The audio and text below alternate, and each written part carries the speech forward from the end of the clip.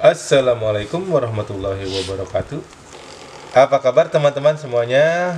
Semoga selalu sehat, walafiat, diberikan perlindungan sama Allah Subhanahu wa taala dan selalu bahagia.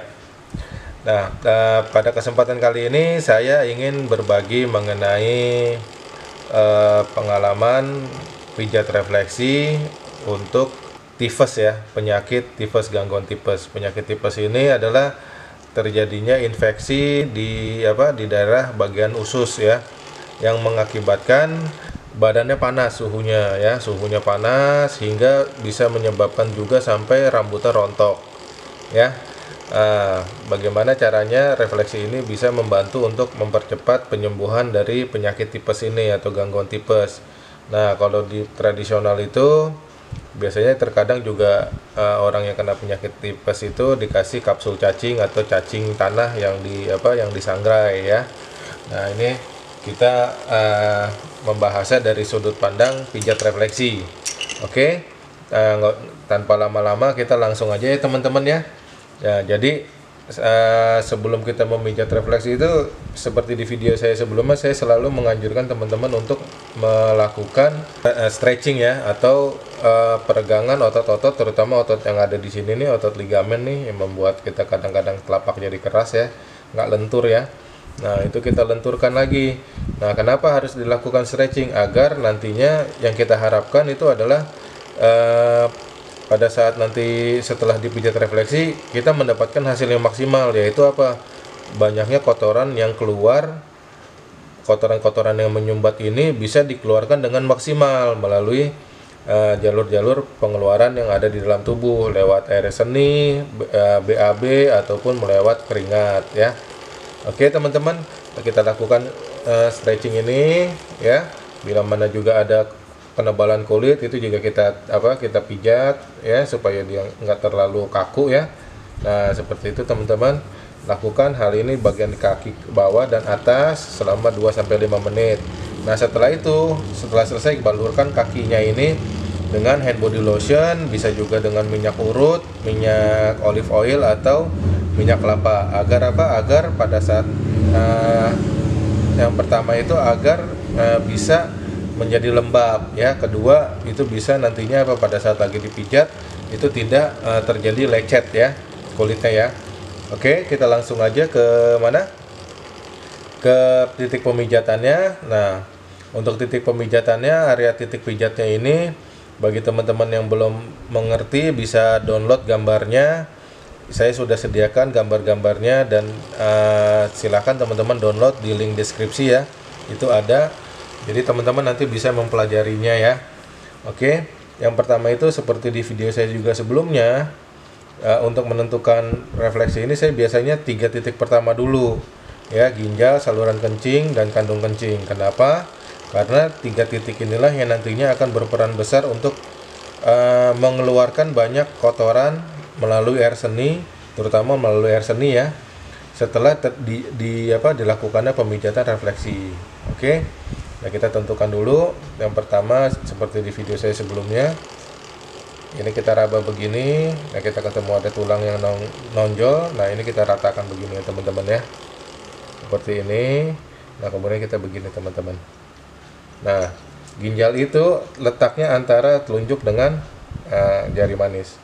Ini posisinya gini teman-teman ya. Nah, ini kurang lebih adanya di sini teman-teman ya. Ginjal, saluran kencing ini sejajar dengan jempol dengan telunjuk ya. Nah, persis di depan ada tulang di sini nih. Nah, ini persis di sini ya, gitu. Nah, kandung kencing itu persis di sini antara kulit bawah dengan kulit atas. Nah, ini di belakangnya persis kurang lebih 1,5 jari. Nah, begini teman-teman, gampangnya gini aja teman-teman kalau saya. Nah, gitu. Jadi dia sejajar gitu ya. Nah, gitu. Nah, lakukan pemijatannya itu bisa dengan jari ya, seperti ini.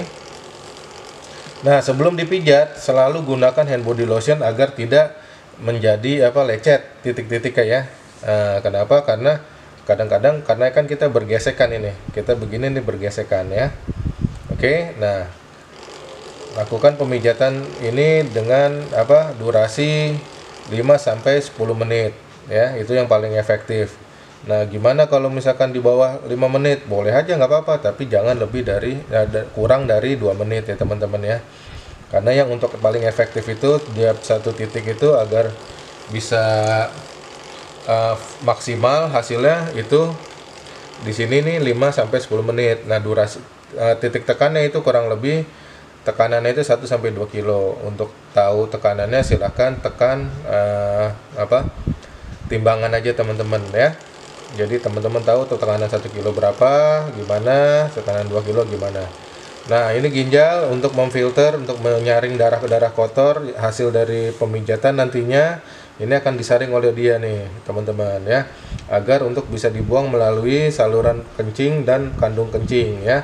Saluran kencing ini juga membantu, bila mana ini lancar juga akan membantu mengatasi infeksi saluran kencing, dan juga nih di kandung kencing juga mengatasi radang kandung kencing, juga membantu kinerjanya prostat ya. Jadi ini 3 hal ini nih harus pertama kalau bagi saya.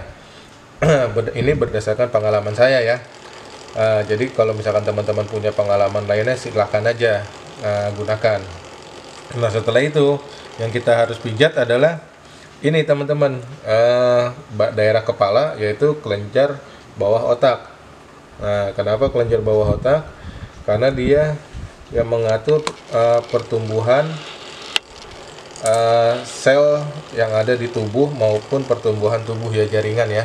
Nah, dia juga yang mengatur sistem metabolisme. Yang kita ketahui sistem metabolisme itu pengaturannya itu oleh kelenjar tiroid. Nah, sistem metabolisme ini berkaitan banyak dengan juga usus. Oleh karena itu kelenjar bawah otak ini harus kita pijat. Nah, bila mana kita belum kuat untuk memijat, kita bisa memijat dengan bantuan tongkat kayu ya, tongkat kayu. Nah, ini kita pijat aja seperti ini, kayak gini ya. Jangan lupa selalu gunakan hand body lotion. Setelah hand body lotion, setelah itu 1-2 kilo, dan kemudian 5-10 menit durasinya. Nah, setelah ini yang kita harus pijat itu adalah daerah lambung teman-teman, yang berkaitan dengan usus ya, usus pencernaan ya. Ini pertama nih lambung teman-teman. Jadi kalau kita gini kan, nah ini seperti ini. Ini ada cedokan nih di sini nih ada. Nah, itu lambung teman-teman ya. Kurang lebih begini teman-teman. Nah, ini kurang lebih seginilah, kurang lebih lambung ya. Nah, ini. Nah, untuk refleksi itu bila mana itu di tiap titiknya itu ada kotoran, maka akan terasa seperti butiran-butiran pasir atau gula yang ada di dalam bagian dalamnya ya. Atau mungkin kita merasakan ada benjolan-benjolan kecil. Nah, itu adalah kotoran-kotoran yang harus kita hancurkan. Nah, pada saat kita hancurkan itu biasanya orang yang dipijat itu mengalami satu rasa sensasi nyeri, dikarenakan itunya kotorannya itu dibersihkan atau dihancurkan ya. Jadi kadang-kadang dia merasa sakit, tapi itu adalah normal ya. Nah, setelah ini dari lambung, maka kita pijat juga daerah usus besar transversus. Usus besar transversus itu ada di sini teman-teman ya. Ini usus besar transversus, ini juga usus besar turun ya. Sini usus besar turun. Nah, nanti ini ketemunya sampai sini.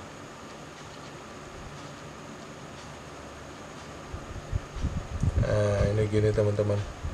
Ini usus besar transversus ya. Ini usus besar turun. Ini adalah rektum, dan ini anus ya. Nah, ini usus usus halus daerah sini.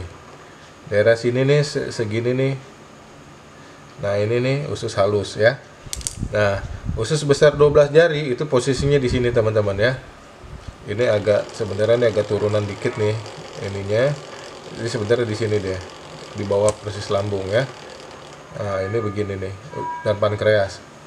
Jadi kita pijat pankreas dan usus 12 jari ya. karena kita tidak tahu infeksinya itu terjadinya di daerah usus yang bagian mana, makanya kita pijat semuanya daerah usus ya. Usus besar transversus, usus besar turun atau dan naik yang di kaki kanan ya.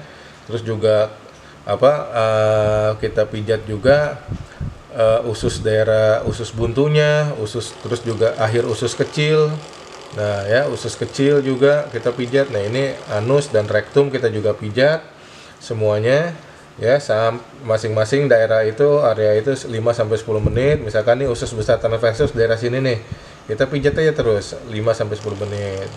Terus setelah itu kita turun ke usus besar, turun descendant ya. Nah ini kita pijat juga. Nah kita pijat gini 5-10 menit. Rektumnya juga kita pijat, anusnya juga kita pijat, daerah usus kecilnya pun juga kita pijat ya. Nah kemudian yang kita pijat itu juga adalah limpa. Nah, kenapa limpa? Nah, karena ini berkaitan dengan infeksi atau usus, maka limpa itu kan salah satu fungsinya adalah dia akan mengeluarkan satu zat yang akan membantu untuk mengurangi radang atau infeksi yang terjadi di tubuh. Dan bila mana diperlukan, dia akan mengeluarkan darah tambahan. Oke, jadi ini kita pijat limpa untuk membantu membantu mempercepat pengurangan radang dan infeksi ya. Nah, jadi posisinya nih agak sejajar dengan ginjal tapi turun sedikit. Nah, kalau di atas saya ini adalah jantung ya. Nah, kemudian teman-teman untuk mengatasi di kaki ini, di kaki bagian kiri ini, setelah kita pijat daerah sininya semua usus, kemudian kita pijat daerah ini kelenjar getah bening teman-teman. Ini ada 4 kelenjar getah bening bagian dada, kelenjar getah bening bagian perut, terus juga ini bagian atas dan bagian atas samping kalau saya. Nah ini kalau dari sini nih biasanya nih bentuknya dia agak segitiga tulangannya ya. Jadi antara tulang telunjuk dengan tulang jempol ini membentuk segitiga. Nah ini posisinya di sini teman-teman ya. Nah ini pijat dari bawah ke atas, gunakan selalu hand body lotion. Saya selalu ulangi, gunakan hand body lotion supaya tidak lecet kulitnya dan tidak melenting, karena akibat gesekan yang terjadi antara tangan kita dengan kulit yang ada kita pijat ya, terutama yang di bagian atas ini lebih sensitif. Nah ini kelenjar getah bening bagian dada, di sini bagian bagian perut ya, di depannya persis ya, di depan persis mata kaki ya, bagian dalam. Kemudian di bagian tengahnya nih di sini. Nah ini ada kelenjar getah bening bagian atas. Nah kalau saya menyebutnya di sini kelenjar getah bening bagian atas juga, cuman bagian atas samping. Nah ini ya, pijat dari sini. Nah ini empatnya nih ngarahnya ke arah jantung, ke arah dari bawah ke atas, dari bawah ke atas, dari bawah ke atas. Gunakan selalu hand body lotion atau cairan pelembab lainnya 1-2 kilo, tekanannya 5-10 menit ya. Nah itu adalah bagian kiri. Nah bagaimana dengan bagian kanan teman-teman? Nah bagian kanan juga sama. Itu ada bagian yang kita pijat tuh sama, bagian usus juga semuanya, dan juga empedu ya. Empedu ada di bagian kanan juga. Oke, sekarang kita beralih ke kaki kanan ya. Nah di kaki kanan ini sudah saya gambarkan. Nah untuk kaki kanan ini kan bagian ginjal nih ya. Saya jelasin sebentar aja karena kan nggak jauh beda. Jadinya untuk kaki kanan ini ginjal, jadi titik-titik lainnya sama ya. Nah kemudian ini bagian usus ya, ini usus akhir usus buntu, terus katup ileocecal akhir usus kecil, terus kemudian ini usus naik ya, dan ini usus besar transversus ya. Nah ini adalah kandung empedu. Nah kandung empedu ya. Nah bila mana untuk ada racun atau gimana, dia akan memberikan satu zat yang berguna bagi sistem pencernaan nantinya, kandung empedu ini. Nah ini liver ya, jadi sekalian aja. Nah kemudian ini usus kecil juga. Nah bagian ini usus kecil. Nah jadi ini semuanya dipijat selain titik-titik yang sama di sebelah kaki kiri tadi. Oke teman-teman, untuk kaki kanan cukup. Jadi kita bisa beralih ke minuman-minuman yang akan membantu, minuman herbal yang akan membantu untuk teman-teman agar cepat sembuh di sakit tipes ini. Oke, teman-teman, ini adalah titik-titik yang saya sudah sebutkan tadi adalah titik-titik untuk mengatasi atau membantu mempercepat kesembuhan untuk penyakit gangguan tipes ya. Jadi kali ini kita membahas pijat refleksi untuk penyakit tifus ya. Di sini selain dari pijat refleksi ini, teman-teman juga saya bisa sarankan untuk meminum ramuan-ramuan herbal yang bisa membantu mempercepat juga. Nah, saya akan sebutkan beberapa ramuan herbal. Nanti teman-teman ambil aja 3 macam, kurang lebih 20 gram masing-masing. Nah, kemudian itu direbus di dalam panci dengan air sebanyak 3 gelas. Jadikan itu menjadi 2 gelas dan diminum hangat-hangat baik pagi maupun sore ya. Oke. Itu bisa teman-teman ambil, misalkan kalau ini labu air ya, daging buahnya, terus juga bidara upas, ketimun ya, terus juga kencur, daun kaki kuda, sambiloto daunnya, terus juga daun lidah buaya, bisa juga akar randu. Nah, itu salah satunya, itu 3 dari hal tersebut ambil aja, kemudian direbus, kemudian diminumkan ya. Bisa juga dengan cacing ya, kapsul cacing juga bisa. Itu beli kapsul cacing juga, itu bisa membantu ya, itu kan alami juga ya. Kalau misalkan emang nggak ketemu kapsul cacing ya, cacing tanah kurang lebih 4-15 biji, kemudian disangrai, tapi sebelumnya dibersihkan isi perutnya dulu ya. Setelah itu disangrai, terus kemudian dibikin kayak bubuk kopi, terus diminum ya. Oke. Nah, kemudian pada saat lagi mengalami penyakit tipes ini, teman-teman yang harus dipantang atau dijaga adalah makanan dan minuman yang mengandung pedas. Nah, ini jangan. Terus juga mengandung jeroan, yang mengandung asam, cuka, garam, kopi. Nah, itu hindari dulu. Karena supaya ininya sehat dulu ya. Terus juga makanannya yang halus-halus, seperti bubur ya, bubur ayam, tapi buburnya aja, jangan sama garamnya, jangan ya. Oke teman-teman, itu adalah video tutorial kita kali ini. Mudah-mudahan video ini bermanfaat bagi teman-teman. Bila bermanfaat, silahkan like, subscribe, dan share video ini agar bisa makin bermanfaat channel Erik Wiro ini ke depannya untuk orang banyak. Dan juga bila mana teman-teman mempunyai pertanyaan, silahkan tanyakan itu tuliskan aja di kolom komentar, atau teman-teman bisa WA langsung ke nomor saya. Silahkan lihat nomornya di deskripsi channel ya. Nah, kemudian mudah-mudahan saya bisa langsung menjawab. Terima kasih teman-teman sudah menonton video ini. Salam sehat untuk semuanya. Wassalamualaikum warahmatullahi wabarakatuh.